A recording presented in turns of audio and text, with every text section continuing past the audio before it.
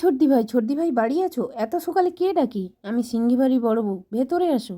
কি ব্যাপার? না সকালে হাঁটতে এসেছিলাম, এই কারণে ভাবলাম ঢুকে যাই। আমার ব্লাউজটা রেডি হয়ে গেছে? তোমার ব্লাউজ কি করে রেডি করব? কত সকালে উঠেছি দেখো, 5:30টার সময় উঠেছি, এতগুলো ব্লাউজ কাটিং করলাম। এই যে তোমার ব্লাউজটা দেখো, কি বাজে একটা কাপড়। পিস ব্লাউজ কাটিং করলাম, কোনো সমস্যা নেই, ঝটপট করে কাটিং করে নিয়েছি।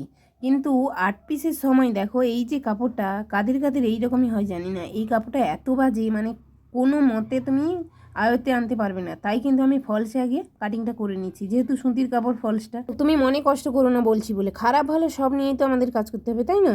তো ভালোটা করব, খারাপটা কে করবে? কোনো ফ্যাক্ট নয়, একটু কষ্ট হয় আমাদের, কিন্তু করতে হয় সব রকম।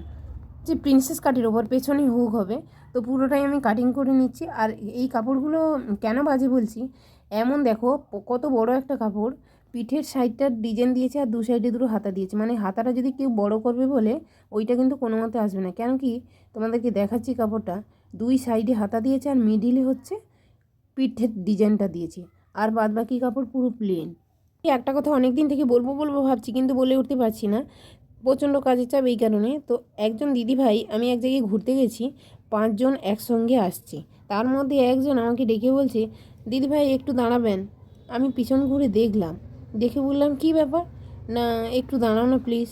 দাঁড়ালাম, একটু সাইডের দিকে চলো। সাইডে গিয়ে দাঁড়িয়ে বলল, ও জিজ্ঞেস করছে তুমি কী করো? আমি বলি কিচ্ছু না তো। না হ্যাঁ তুমি কী করো বলো। কোনো মতে মানাতেই পারছি না যে হ্যাঁ তুমি কিছু একটা করো, তুমি ভিডিও বানাও, তোমার সেই গলা, তোমার সেই চলন, তোমার সেই কথাবার্তা সব কিছুটাই একই। আমি তোমার ভিডিও প্রচণ্ড দেখি, তোমায় খুব আমার ভালো লাগে তোমার ভিডিও। তো আমি শুনেও খুব আনন্দ পেলাম, তাই ওকে কিছুটা সাজেস্ট দিলাম যে ঠিক আছে কোনো সমস্যা নেই, আমি তোমাদের মতনই একজন, তুমি কি কাজ শিখছো? ও বললো যে আমি, হ্যাঁ আমার আজকের এত ভাগ্য ভালো, আজকে টেলারিংয়ের ওখানে সার্টিফিকেট দিল, তার সঙ্গে আবার তোমার সঙ্গে দেখা হলো, আমার ভাগ্যটা খুব ভালো। তো আমি ওকে বললাম ঠিক আছে, তুমি কী নিয়ে কাজ করছো? ও বললো যে ব্লাউজ।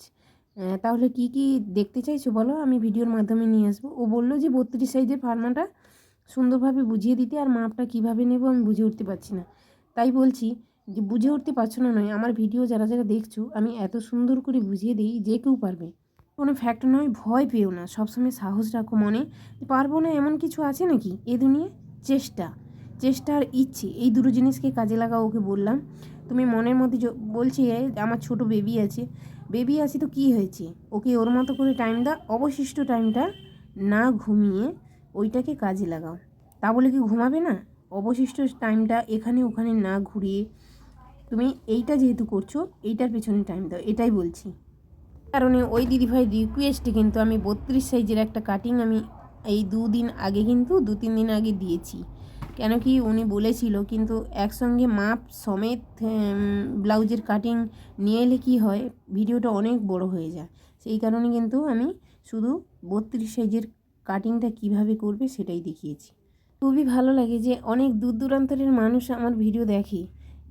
তো সেখানে ওই দিদিভাইকে বলতে চাই, দিদিভাইকে শুধু না, সব বন্ধুদেরকে বলতে চাই থ্যাংক ইউ।